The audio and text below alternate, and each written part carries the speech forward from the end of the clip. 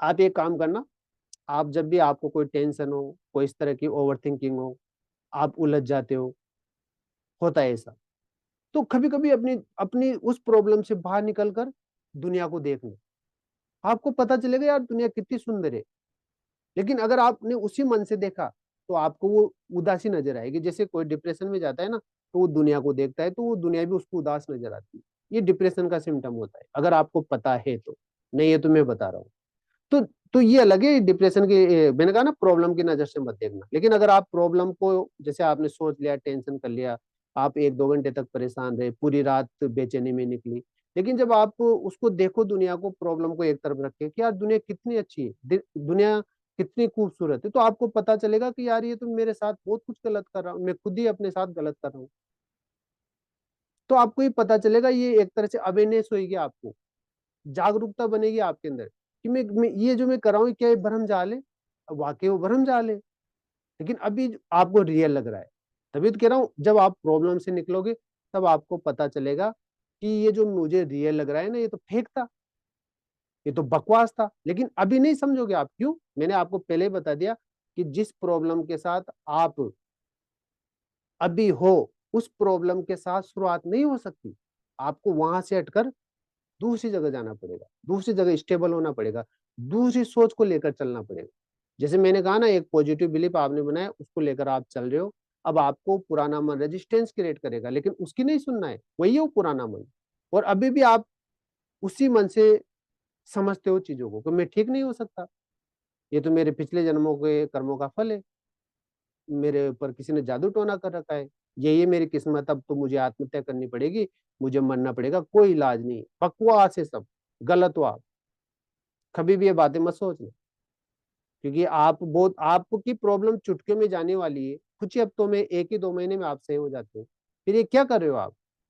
अगर कोई व्यक्ति डिप्रेशन में जाता है, उसको सुसाइडल थॉट आते हैं, अगर वो ये समझे कि गलत है, ये मेरी स्टेट ऑफ माइंड है, ये मेरी मनोदशा है, ये बदली जा सकती है, तो वो बेचारा बच जाएगा। इसे तो कहते हैं मेंटल हेल्थ अवेयरनेस। लेकिन उसको पता ही नहीं, वो तो खुद ही कमिटेड हो जाता है कि मुझे मरना है, बस मैं 1-2 महीने में खत्म कर लूंगा अपनी लाइफ।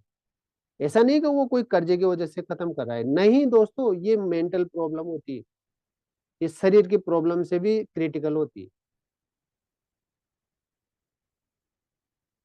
ये शरीर की प्रॉब्लम से भी क्रिटिकल होती है, क्योंकि ये आपको उदासी देती है, आपका मन उदास हो जाता है, तो आप बहुत ज्यादा दुखी हो जाते हो।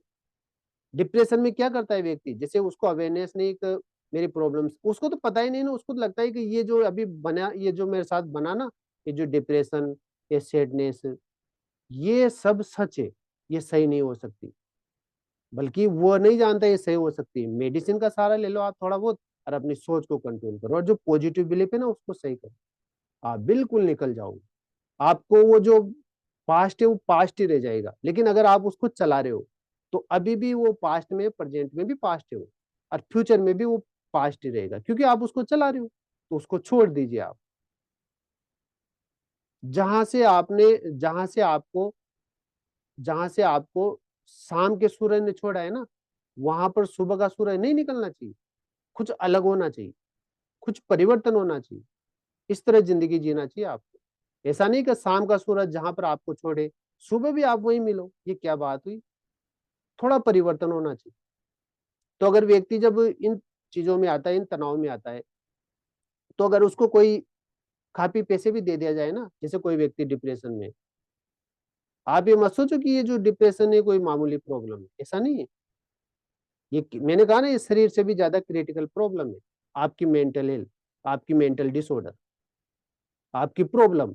मेंटल हेल्थ तो अच्छी बात है, लेकिन mental disorder, mental illness, mental disease, कुछ भी कह सकते हो आप, तो ये अच्छी बात नहीं है।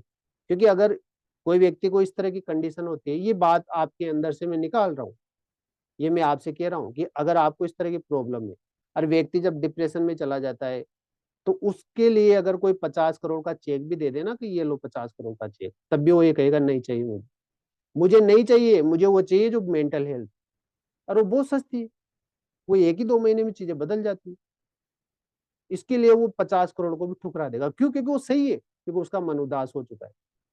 उसको सुसाइडल थॉट आते हैं। तो मेंटल हेल्थ एक आपके पास नायाब तोहफा है प्रकृति का, इसको संभाल के रखिए आप।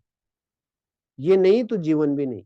इससे आपका हर चीज, health, wealth, relationship, career, emotions, feeling, सब डिस्टरबेंस हो जाता है, सब डिस्टर्ब हो जाता है। तो इसको संभाल के आपको रखना है।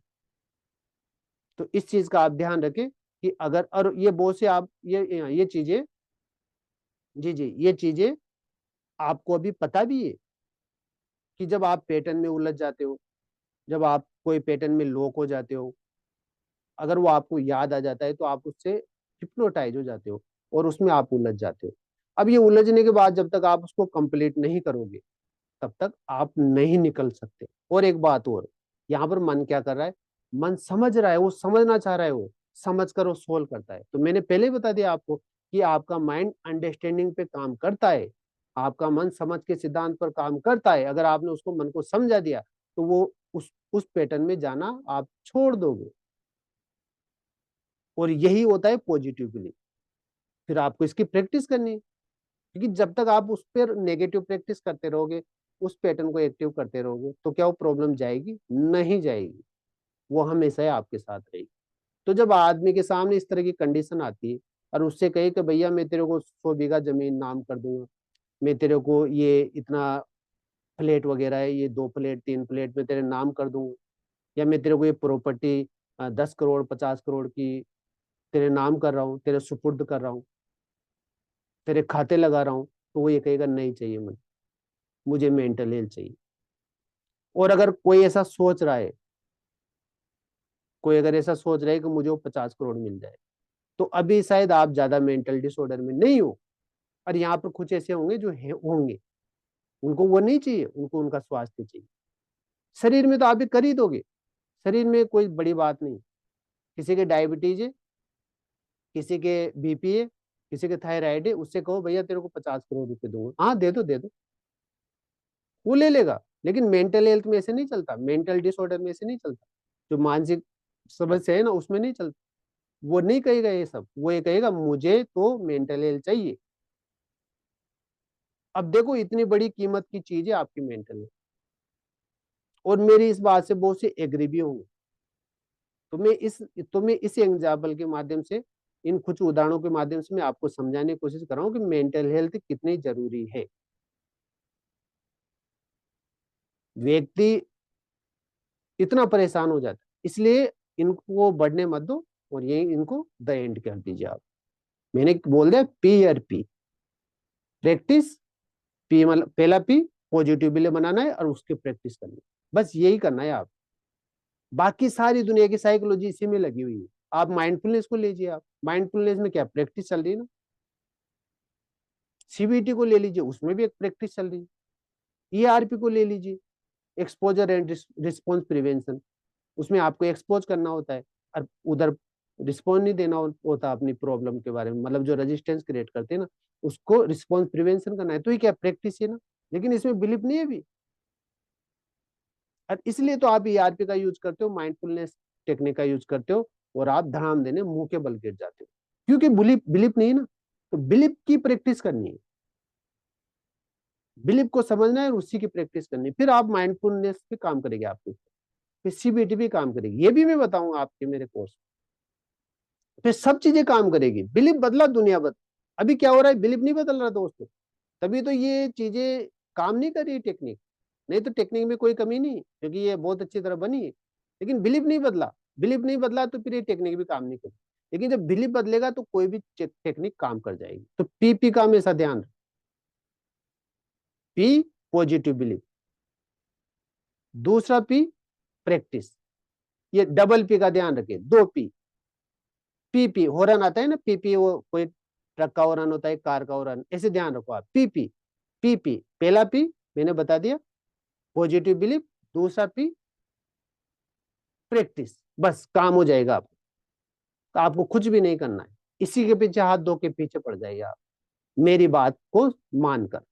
और अगर आपको फिर भी कोई समझ में नहीं आ रहा है तो आप कोर्स ज्वाइन कर सकते हो, फिर तो कोई चांस ही नहीं है कि आपकी बीमारी रहेगी। 1-2 महीने में बिल्कुल आप ठीक हो जाते हो। बिल्कुल, जो भी हमारे साथ अभी जुड़ रहे हैं वो बाद में भी फीडबैक लूंगा। अभी यहाँ पर बहुत सारे मेरे पिछले कोर्स को ज्वाइन किया होगा उन्होंने, तो उनको उन्होंने देखा होगा कि मैं किस तरह लोगों को ट्रीट करता हूँ।